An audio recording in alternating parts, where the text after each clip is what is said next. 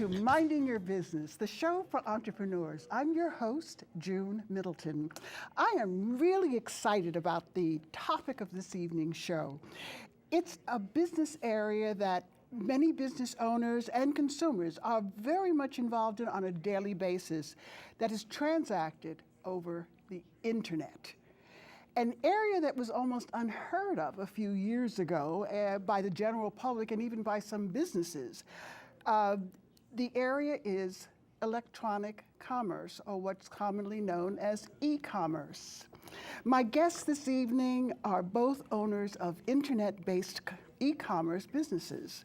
They're businesses which are international in scope, transact with consumers and other businesses locally and around the world.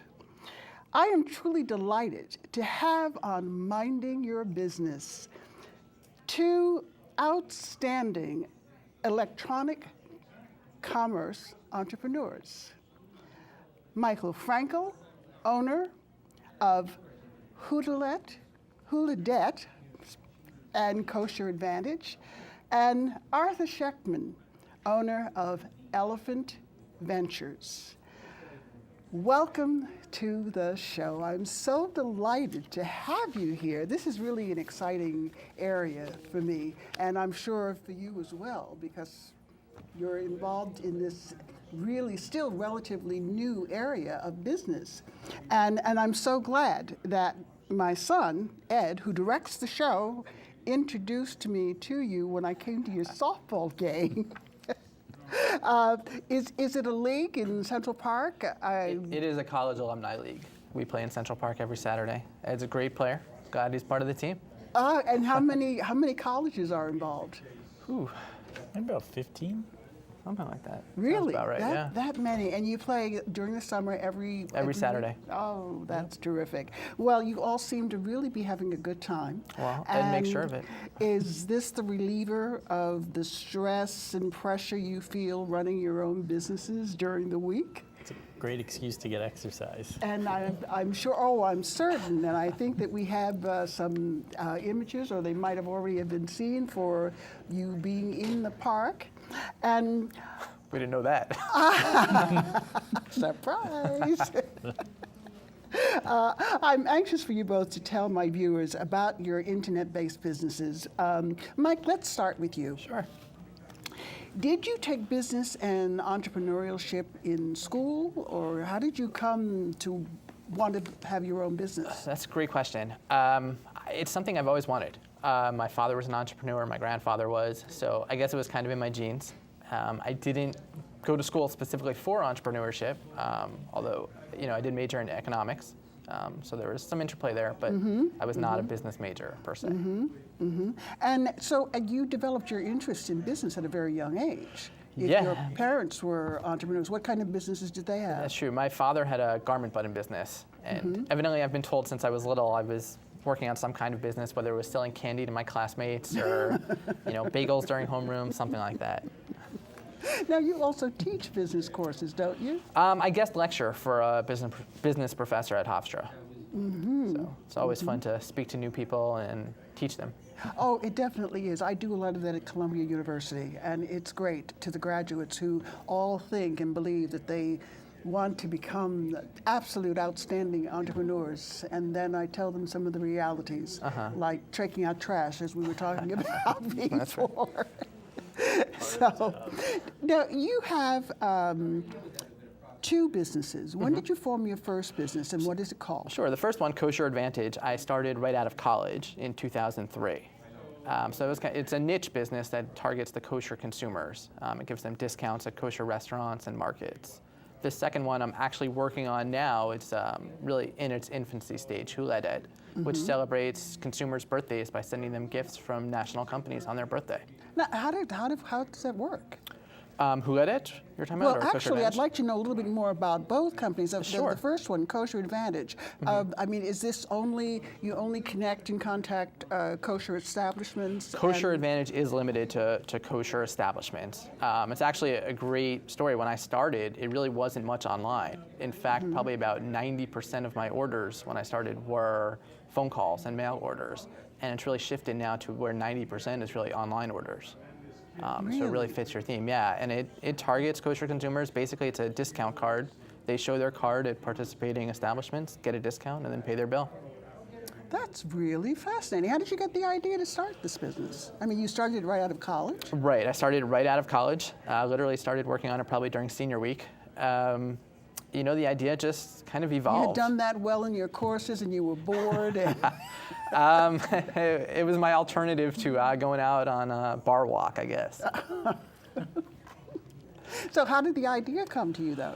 You know, it just kind of did. I thought of the idea, I bounced it off some people, both some kosher consumers, some kosher restaurants, and some people who I would work with on marketing it, like synagogue people, and all signs pointed to go ahead, so I just did, you know. Fascinating. And it's just caught on and taken off ever since? Yeah, I mean, membership has grown consistently every year. I launched with 25 participating vendors and participating merchants, and now I have over 250 participating. So it's been great. We started just in the New York area, and now I think we're in 4 or 5 states. So it's been great. And one of the things I'm going to get back to with both of you is the marketing aspect of this, because there are many business owners who feel that all you have to do is develop a website and voila, you're in business. But I think you both know that that's not the case. And I wish we it all was. know- Doesn't quite happen that So I'd way. like to talk a little bit more about this. And you have another business. Tell us a little bit more about your other Sure, business. I'm working on a new venture right now called Huledet, What is that? Huledet.com. What does that mean? Huledet is the Hebrew word for birthday, actually, Oh. shortened from Yom Huledet, which just kind of plays to my background. But really, the company is targeting anybody. Any consumer can join. And it's basically on your birthday, we'll send you an email or a series No, on of my emails. birthday. I never say my birthday. On somebody else's birthday. Well, really, I should yes. say on the first of your birthday month, we'll send you a series of emails from our clients with gifts. It could be a free appetizer, it could be a $10 off coupon, something just, you know, from them to you to celebrate your birthday, to make it a little sweeter. All right, now just to back up a little bit, for the connection, I mean, you have to have the person who gives you the birthday information, and then you make the connection with. Well, we don't the give out any businesses. information. I mean, how does it work? Sure. Well, consumers sign up with us. The privacy is completely kept. We never give out their information to clients or anybody, really. We, as our sales model is, we sell to clients the right to give you a birthday gift. So, you know, from their perspective, yes, they're giving you a gift. It attracts you to try their restaurant, to try their store, whatever the case So may it be. becomes a marketing tool for the restaurant or the business. Exactly. It's a to way to get you in in the door. touch with a consumer. And then the consumer, for really allowing you to use their name, gets a gift of some sort from the business owner. Right. I mean, we're not even, you know, we're not using their name per se. We're just sending them the email. The client never sees their email. Nobody sees the email other than, you know, you're in our database, but that's it. And how do they get into your database? I mean, do you? They have to opt in. They would go to huledet.com or our Facebook page, facebook.com/huledet, And they how would have you sign been up. marketing Huledet, though? Well, so that people we know just to come started. to We've been working really on a lot of word of mouth right now. We're about to start a lot of online advertising, you know, to really drive people to our website. Okay, that's one of the things that I want to get Sure. into more, because again, people don't understand that you have to have more than just a website for business to suddenly start appearing. Absolutely. I mean, that's even part of our sales pitch, specifically for Kosher Advantage, that these restaurants, you know, and stores really have that approach. You know, we're here so people will come, but that's not the case. Because, I mean, there was an old adage, build it and they shall come. Right. It doesn't work that way. Not at all. Right? Okay. We'll get back to that a little bit Sure. more. All right, thank you so much for being here. What position do you play on the softball team? Sometimes first base, sometimes out in right field. Ah, okay. All right. And you went to school, in fact, you and my son, I believe, Yep. both went to MIT. Yep. And you studied what, mechanical engineering? Yep, I was a mechanical engineer by training. I built robots for a while. Was very involved in the artificial intelligence lab while I was there. Well, that's something too that I want to ask you about. Actually, I mean, it's not a classified area. No, I mean, no. did you actually managed a team that built an artificial intelligence robot that goes underwater, or? Yeah, I wound up joining a company. Actually, it's the company that became IS. It was originally called IS Robotics, and now it's iRobot that makes the Roomba. Isaac Asimov, iRobot. Well, yeah, that was his book, and that's where they got the name right, from. The writer. But yeah, we built an underwater walking robot for the military. Oh. Yeah.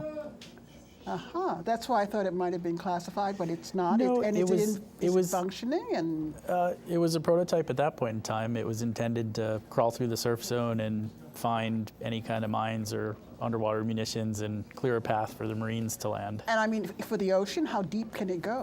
It was meant to mostly operate in the surf zone, so not very deep, but it was designed to sort of to deal with the currents in the surf zone and the waves crashing over it and being able to stay on the bottom and find its way around.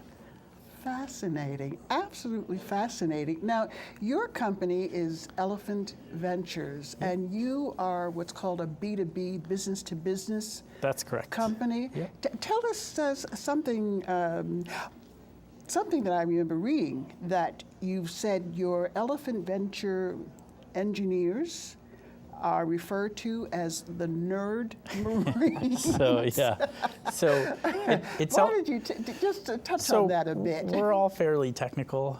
We enjoy technology. We are fairly senior engineers, and we call ourselves the Nerd Marines because when other companies have problems with technical complexity or meeting a very tight time frame or a tight budget, they call us and we help them solve their problems. And All right, now just back up because I mean, I don't want to get too technical so that our viewers can follow along with us. When you say your businesses run into technical problems, Sure. what kind of problems are you talking about? Let's say you built a website and you were tremendously successful at marketing it, and all kinds of people showed up to your website, and it was far too much. I wish. Go ahead. Yeah, and it was too much for your website to handle. You would need someone to help you manage. Too much traffic. Yeah, so you'd need someone to scale it up for you to help manage performance. Now, is this programming that would have to be done, special writing, some of what's it's called code? Yeah, some of it's programming, writing software or code. Some of it's tuning servers or system administration. Some of it is networking. Some of it's security based. It's really looking at the system as a whole and being able to find out where it's underperforming and where you could scale it up. Now, this is why you're business to business, because this sounds like it could be very expensive. Yeah, it can be. You're being modest. Well, so When are you going public with your company, like LinkedIn did? maybe never. But what people usually call us too late. So there's usually some urgency to the requests that they make of us. So it can be pricey, especially if we're working around the clock to fix problems for people. Now, do you work as well as fixing technical problems, like, to put it simply, something happens with the internal computer and it's not functioning as it should to get the email message out to other businesses or to their clients? Do you work on marketing strategy as well for Sure. your clients? Sure, it's funny you should mention getting an email out. So we were unsatisfied with the email delivery service that was available in the market, so we built our own. And it's, Now, when you say email delivery service, that So means people if you're typing running an email and pressing send. If you're running a company and you want to market to your potential customers and you've got a list of emails that you want to address, you need some kind of a server to send out a blast of emails to your user base or your potential user base or your potential customers. And the bigger your list gets, the more complicated that is because everyone's received all the spam in the world and you've got a spam box probably or a filter on your mailbox. And a lot of people are trying to get mail through to you that you don't want. Right. For things that you definitely don't want. Right. And there's actually a whole industry around preventing that mail from going through and trying to get that mail to go through. The infamous junk email box. Absolutely. But what happens is when you get enough exposure for a product through email, people buy. So there's a financial incentive for people to try to get junk through. But we were unhappy with the products that were out there, so we built our own. And we help people build very highly customized email campaigns, is another example.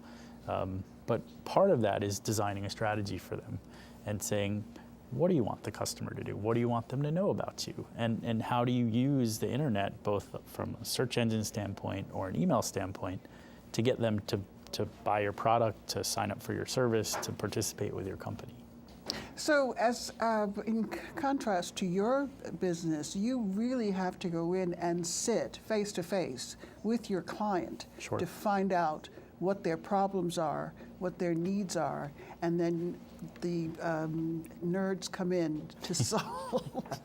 You can call us that. We're very proud of But being this, nerds. you called yourself that. We are very proud I mean, of, I think of that being it's nerds. really, it's no longer a derogatory term. It's one that's very well respected. No, the by- nerds shall inherit the earth. The slogan of MIT. I mean, watch some of the shows that have very technically inclined actors on them, Sure. and those are the stars. Yeah. So, I mean, you're becoming very, very much in the forefront of what's going on And in it's the country. fascinating. You know, most of the folks that we have on staff, they're all just engineers, meaning they like to solve problems. And because we're a B2B company, we serve other businesses, and like you're saying, we go and we meet with them face to face, and we get to know their problems. We see what's wrong. We learn about their business, and it's just fascinating to have new problems to solve all the time. Now, you don't really have to sit with your consumers as such, do you? No, not at all. I mean, I hardly ever meet our Kosher Advantage members or even our Kosher Advantage clients. A lot of it is by phone or email. Even I have some clients who I've only met via text message, as a matter of fact. And for Huledet, you know, we're just now building our consumer list, but I would imagine I would meet very little of our consumers. very So few you of don't them. go to any of the kosher restaurants, for example, to or To meet the client. Yeah. Sometimes some prefer it, but truthfully, just there's really no need. You know, we try to keep things as efficient as email focused. I mean, from their end, they're busy. You know, they don't want right. to waste time meeting people. You know. so your business is truly internet based. Yeah, to a certain degree, absolutely. You know. And yours is more involved in helping people to navigate Sure. the internet Yep. as such. And helping them use it for their advantage. Okay. Well, what I'd like to do is ask you some general questions about cyberspace and the internet, which I still believe is the Wild West. And I mean, I have heard horror stories about lawyers getting scammed by receiving emails about monies that are in this country that have to be collected from someone in that country, and then all they have to do, and it's all by email. Yeah. Sure. It's really, it's an incredible marketing Yeah, scam. it's called phishing. Well, they catch some very big fish. That they do. They really do. So how challenging is it, though, to form and market, would you say, an internet-based business? And the plans, the business, I'm sure the business model is very different for a business to business as opposed to a business to consumer kind of internet. I mean, how would you describe the challenges that one would face in trying to sell a product or market a product over the internet? Well, I would say for me, trying to reach consumers, it's overwhelming. Just because consumers are inundated with emails, with pop-ups, with all kinds of things now, that makes it a challenge to reach them and really stand out. That being said, there are a lot more avenues to reach them now than there were years ago before the internet. Such as? Such as email marketing. I mean, every newspaper now probably has an online version, so they probably have an email list, and now you can send out an email through them, which is a more active way of reaching an audience. And you definitely get more bang for your buck by doing a dedicated email with somebody than doing a print ad. Now, does that happen a lot? I mean, say from the business standpoint of Forbes or Business Week, the New York Times, the Wall Street Journal, do they give you access, or would they give a business access to their database? You have to pay them handsomely. Oh, but I'm sure. They'll co-market something or they'll co-brand it with you and allow you to publish things based on certain editorial guidelines. They'll allow you to send to their membership list or advertise on their site. But you don't actually get possession of their Nope.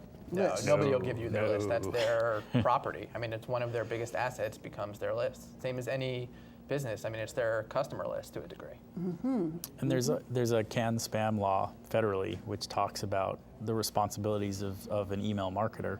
And the essential premise is that if someone hasn't opted in and given you permission to email them, then you really shouldn't be emailing them. So if I were to take a list of folks that had opted in to receive communications from me and shared it with you and let you communicate with them, that would be theoretically in violation of what would be considered email best practices. Many people think that's actually against the law or it's against the CAN spam laws that are on the books, but it's actually not, as far as I understand them when I read them. It really talks about maintaining list health, giving people a way to get off your list if they don't want to be on it. What people don't really understand is that the internet service providers, all the people out there who support the internet, when you email Yahoo or you email Google, somebody out there has to have those servers. Google does or Yahoo does, and they receive your email. But there's folks who are called the postmaster, just like at the physical post office, who decide rules and policies about mail they'll accept. And those folks are actually way more strict than what the law requires. And what happens is if you start mailing people who don't want your email or didn't opt in with you and you can't substantiate why you're emailing that person, those postmasters will blacklist you and they'll just reject your email wholesale. What you bring up an interesting point. You talk about the postmaster, so to speak, and the internet. How would you describe the internet? What is it? Wow. I mean, are That's a we loaded talking question. about just thousands of connected computers around the world? That's pretty much it. The way back in the day, back in the early 70s, late 60s, there were government projects to take computing resources, which were a hot commodity and way overcommitted. You couldn't get time on a computer. And they wanted to expose it to the greater sort of governmental and research communities. So they started building these protocols to allow you to remotely connect in to a computer from afar. And once they started doing that, and more computers came along and more computers came along, you start to form all these connections to allow the computers to start to talk to each other, to share data, share information, to locate each other. And that's where sort of modern networking came from. And the term internet itself actually means a network of interconnections between the computers. So there's really nobody who's in control of it or who is in charge of it, so to speak. Well, I mean, this is why I refer to it as the Wild West. I think Al Gore holds that position. Yes, he did claim to have invented it. He may have. I think maybe he didn't, but yeah. So no, there isn't. But there are many governing bodies, and the internet has all kinds of regulations and protocols that govern what you do and how you talk to other computers, and the protocols that are there to let one machine talk to the next. And they're standards bodies that define what those things are. Now, when you say protocols, you mean the proper grammar, so to speak. Absolutely, that's a simple great way to terms. think of it. If I were to ask you a question, but my grammar was broken, you wouldn't understand the question. Correct. And you wouldn't give me the right answer. I wouldn't get what I was looking for. So the internet has a whole series of different rules and grammar, if you will, about how you can let computers talk to each other. Oh, that is fascinating. Now, do you design and maintain your own websites? I do for my companies, yeah, which is it's a process. It's very labor intensive, isn't it? It mean, is. It's I something mean- that you have to really be on top of constantly. Well, 'cause- that's why you really want to make sure when you're designing a website that you think it through. And you know, it's kind of like writing a book to a degree. You need to lay out the chapters, lay out how you want that customer experience to be, to go from one page to the next, and kind of guide them towards your end goal, which is probably signing up for your product, purchasing your product, or writing some information or whatever you want them to do. You have to guide them there and make it as user-friendly as possible. in thinking, I remember looking at your website and saying that you might not have updated it recently. We are the typical shoemaker's children. We are running around barefoot because the shoemaker doesn't have time to make us shoes. I think we built our website in a weekend back in 2003. Oh my gosh.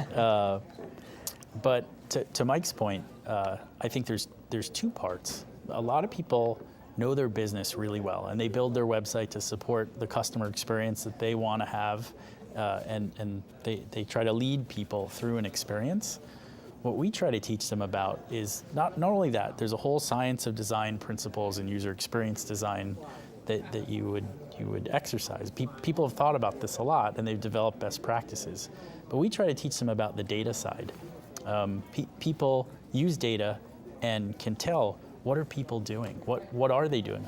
It's not maybe what I wanted them to do, but what are they actually doing? Well, like we're coming in, closing in on our time, and I mean, I've just been fascinated by having you here and talking to you about this. Just quickly, what is SEO, search engine optimization? Can you just give me an answer to that very, very quickly?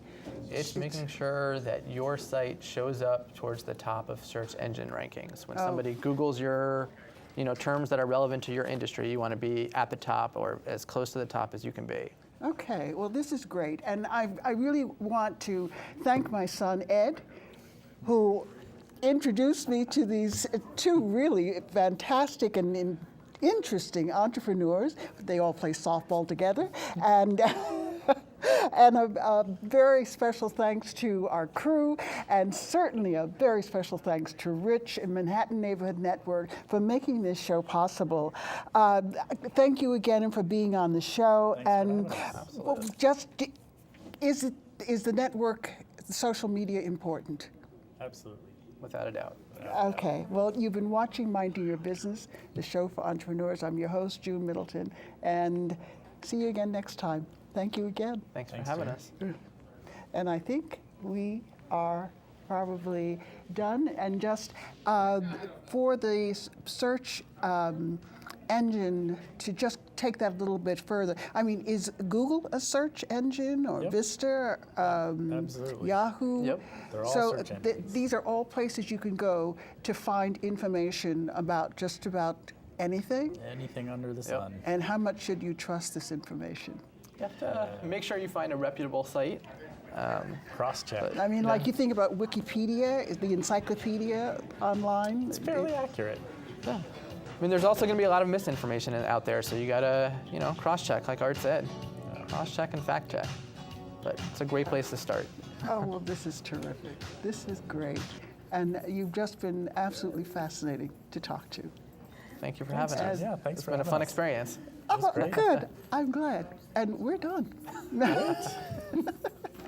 It went very, very